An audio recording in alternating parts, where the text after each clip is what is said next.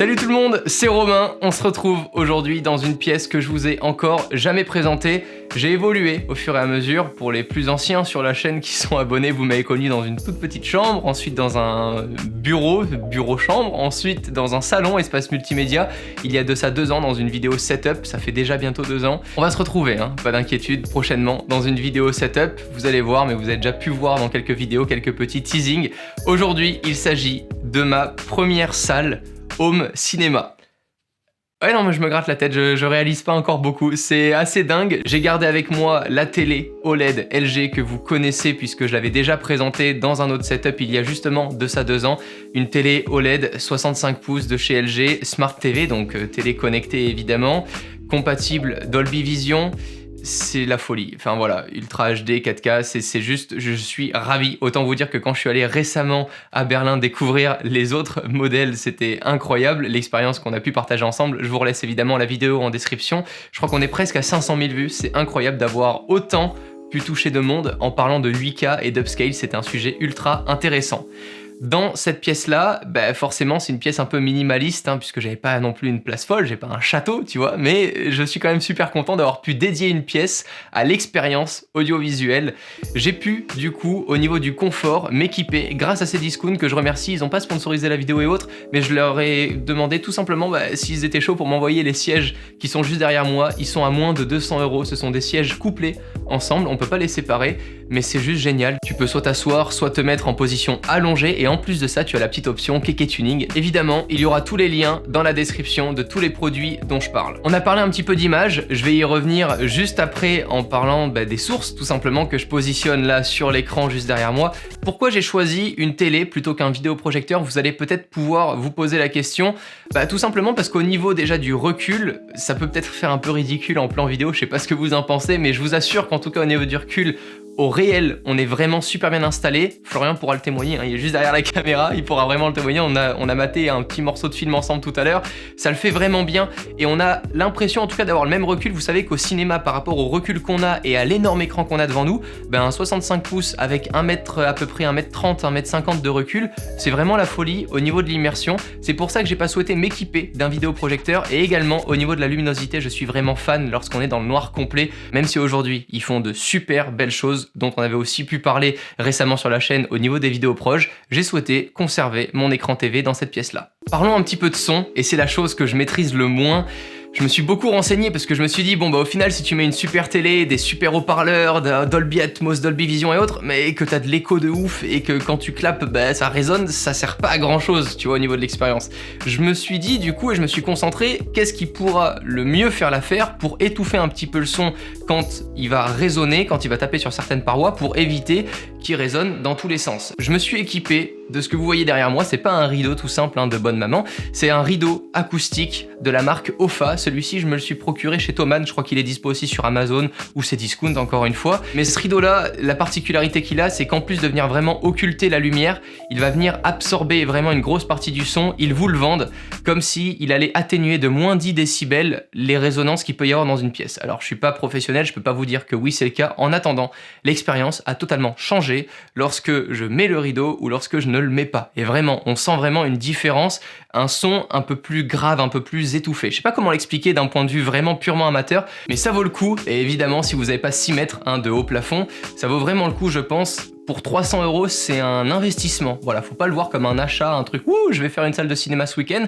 mais l'investissement, vraiment, c'est de la super bonne matière et je pense qu'on pourra le réutiliser vraiment dans plein de situations et pendant 10 ans. L'expérience audio dans cette pièce est vraiment réalisée grâce à simplement 2 produits qui sont couplés sans fil ensemble. Premièrement, j'ai choisi une barre de son Dolby Atmos, compatible Dolby Atmos. C'est vraiment une barre de son qui va essayer de vous recréer les mêmes effets que l'on a au cinéma en projetant des sons vers le haut et vers les côtés pour qu'ensuite ils puissent être répercuté vers vous et avoir cette sensation vraiment de grandeur lorsqu'il y a des scènes avec une super belle qualité audio, puisqu'évidemment ça dépend du contenu que vous allez visionner. Cette barre de son, elle est couplée sans fil avec 2 haut-parleurs également LG qui sont placés juste derrière les sièges pour nous donner encore une fois cette impression d'immersion. On peut parler si vous voulez de 5.1 puisqu'il y a vraiment 2 haut-parleurs et 3 autres haut-parleurs dans la barre de son plus un caisson de basse, mais l'intérêt réel c'est la compatibilité avec le contenu Dolby Atmos. L'expérience est folle, imagine qu'il y a une vague là qui arrive juste derrière toi, tu vas commencer à l'entendre dans les haut-parleurs qui sont placés à chaque extrémité derrière les sièges et ça va arriver vers le haut puisque la barre de son va projeter des sons vers le haut pour qu'ils soient répercutés pour toi. C'est vraiment cool, voilà, je trouve ça vraiment cool. Un petit conseil, quand tu mets déjà 1000 balles comme ça dans une barre de son, n'hésite pas à prendre les petits accessoires là au niveau des 2 haut-parleurs, c'est avec le petit caisson sans fil, parce que ça vaut vraiment le coup. Je crois que c'est 200 € ou pas plus de 200 € pour les 2 haut-parleurs, et par rapport au rapport qualité-prix de la barre de son, ton expérience sera vraiment différente grâce à cet accessoire là. Au niveau du contenu visionné, vous le savez, on parle beaucoup de dématérialisation, mais aussi beaucoup de passion, et je suis un grand passionné de Blu-ray, donc j'aime bien me procurer, lorsque je visionne des films au cinéma premièrement et qui m'ont plu, je participe de mon côté en tout cas à l'industrie du cinéma en achetant des Blu-ray ou des 4K Ultra HD, adorant l'expérience que ça me procure, surtout dans une pièce comme ça dédiée. Maintenant, je peux comprendre avec les dernières applications comme Plex, Netflix et autres qu'on n'ait pas besoin de Blu-ray. Mais de mon côté, je vois du coup un réel intérêt à avoir un beau lecteur Blu-ray 4K UHD, du coup c'est Sony, là la marque qui a embarqué dans le petit meuble télé. Je vous laisserai aussi le meuble télé dans la description, il vaut même pas 300 €, il est vraiment cool ce meuble là. Je passe comme ça les sujets, mais j'ai vissé la barre de son directement dans le meuble, j'étais très fier de moi, j'ai essayé de la faire droite et tout, mais ça rend bien. Voilà, on revient au Blu-ray, je suis fan de Blu-ray, et il y a vraiment des Blu-ray cool, je pense en reparler prochainement sur la chaîne avec Pépé Garcia qui est fan aussi d'audiovisuel évidemment, un plus grand spécialiste que moi, et je pense lui poser beaucoup de questions, pourquoi pas dans ce setup là, filmer en face caméra pour qu'il réponde un peu à nos questions. Est-ce que ça vaut le coup d'acheter tous les Blu-ray aujourd'hui? Est-ce qu'il y en a certains où il y a un plus grand intérêt que d'autres à se les procurer en Blu-ray? Est-ce qu'un DVD suffit? Voilà, il y a plein de questions comme ça qui me trottent, mais je trouve ça super cool, et moi en tout cas j'adore. Là, j'arrive, tu sais, le soir t'as la lumière un peu tamisée avec la lampe au-dessus, avec la Philips Hue, je vous en ai pas parlé non plus, mais il y a une petite Philips Hue au-dessus, donc tu peux mettre une ambiance un peu tamisée au niveau de la luminosité, tu choisis ton Blu-ray, tu l'insères dans ton lecteur Blu-ray, et ouais, t'as l'expérience. Moi je trouve ça cool. Voilà, Florian est pas de la même école, il préfère avoir tous ses films sur Plex dématérialisés et à choisir, un peu comme on faisait à l'époque, tu sais, avec la Wii, quand tu voulais hacker les jeux sur la Wii. Enfin voilà, c'était une époque différente. J'ai passé très rapidement le côté éclairage de la pièce, mais il a été un peu calculé. J'ai pas souhaité mettre de lampe derrière les sièges de peur à ce qu'il y ait un reflet dans la télé. Et l'intérêt de la lampe que vous voyez juste au-dessus de moi, c'est que vraiment, d'un, on peut gérer évidemment l'intensité, la couleur, la luminosité, tout ce que vous voulez grâce à Philips Hue, à l'application, ou grâce à Google Home, ou même à HomeKit, qui est disponible sur Siri maintenant. Je trouve ça trop cool au niveau de la compatibilité.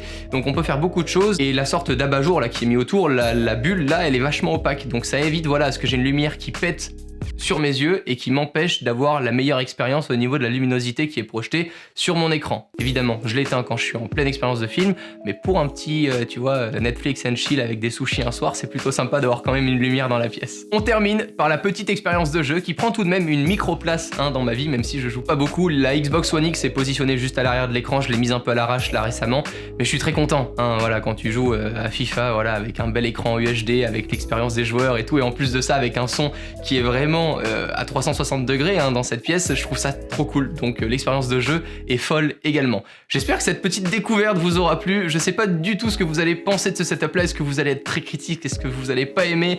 J'ai fait des choix un peu particuliers, le tapis là il est un peu violet, tu vois, avec les sièges blancs, mais je voulais pas un truc basique, je sais pas, je voulais changer. J'ai peut-être fait des erreurs au niveau du choix, c'est ma première pièce dédiée home cinéma. J'espère qu'il y en aura d'autres dans ma vie et qu'on pourra la découvrir ensemble. D'ici là, prenez soin de vous, on se retrouve en commentaire pour débattre. À très vite, ciao tout le monde.